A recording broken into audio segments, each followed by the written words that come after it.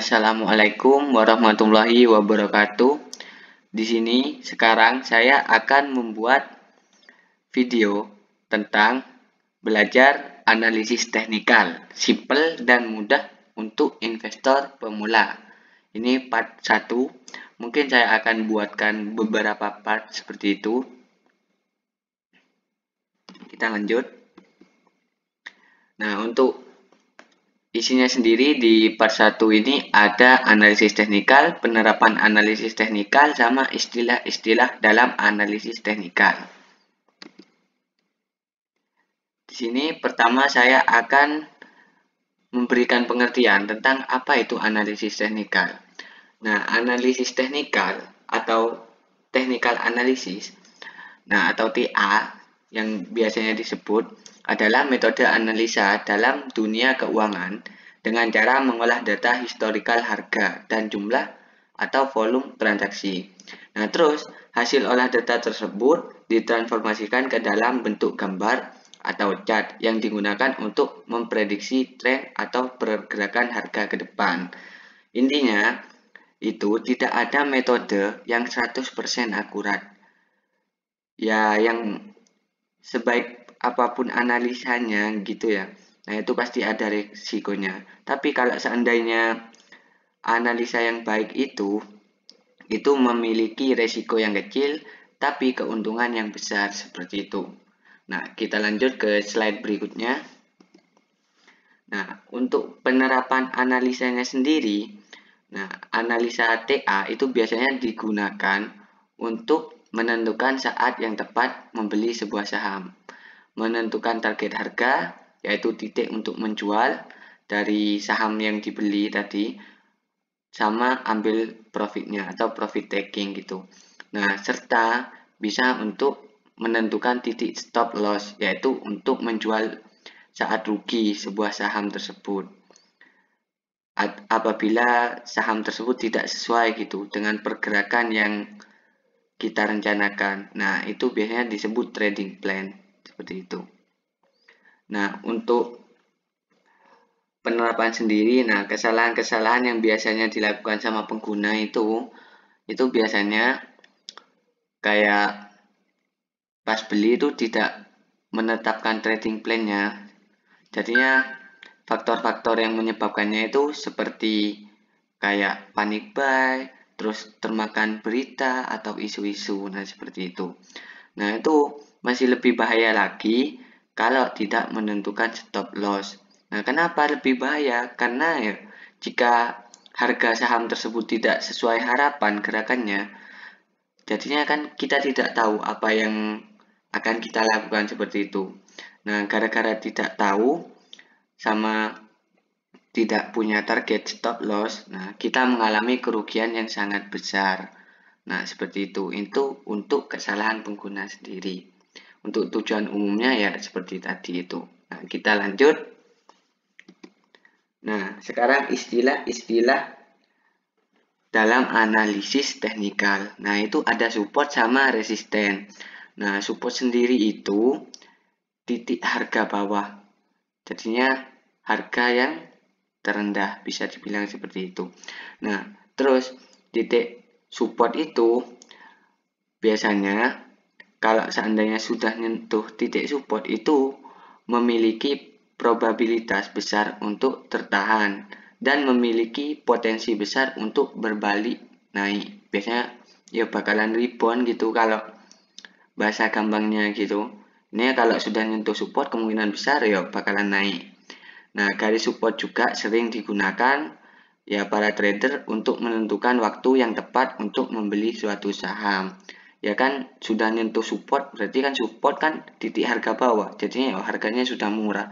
Jadi biasanya ya dipakai buat melakukan pembelian suatu saham seperti itu.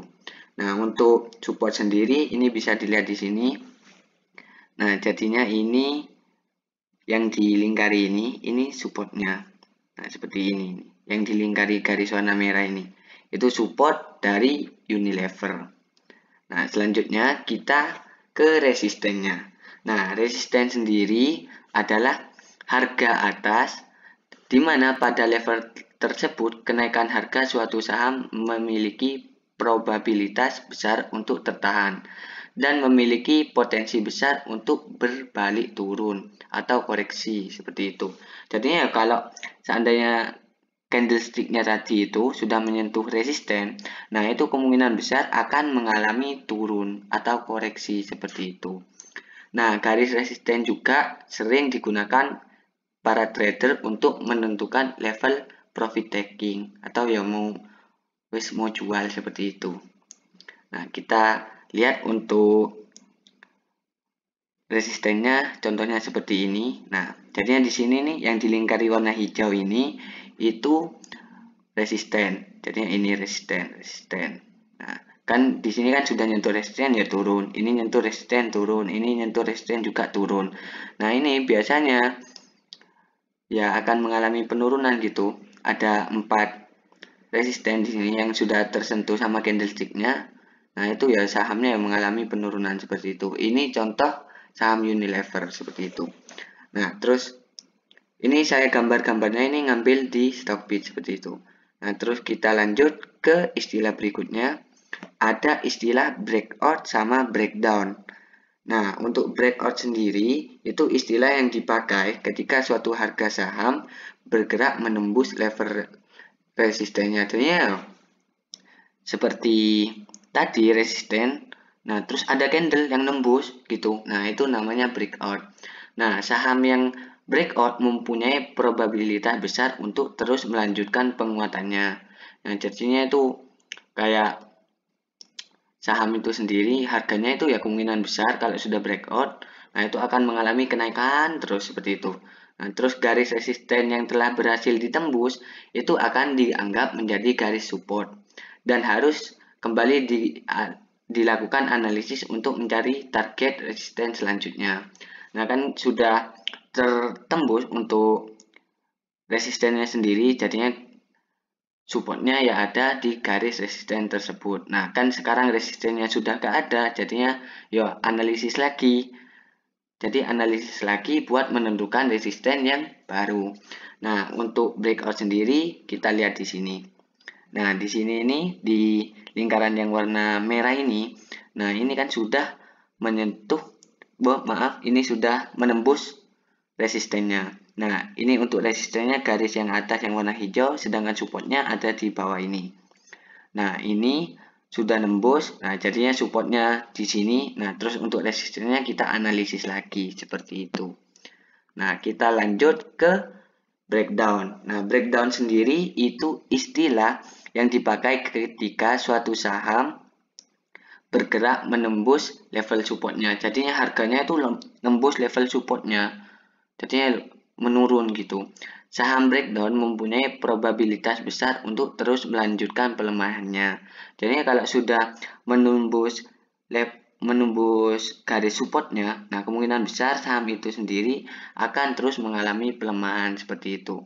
Nah, terus garis support yang berhasil tertembus itu dianggap garis resisten dan investor sendiri atau trader itu selanjutnya harus mencari garis support yang baru. Seperti itu. Nah, kita lihat untuk breakdown sendiri, ini breakdownnya ini perusahaan Adro. Nah, jadinya di sini ini garis support. Nah, support tertembus di sini. Nah, jadinya di sini garis resisten yang baru. Nah, jadinya para investor atau trader harus menentukan support yang baru seperti itu. Jadi akan mengalami penurunan kalau sudah menembus seperti itu. Nah, terus ini yang mengalami penurunan seperti itu. Nah, kita lanjut ke istilah berikutnya. Nah, istilah berikutnya itu false breakout dan false breakdown.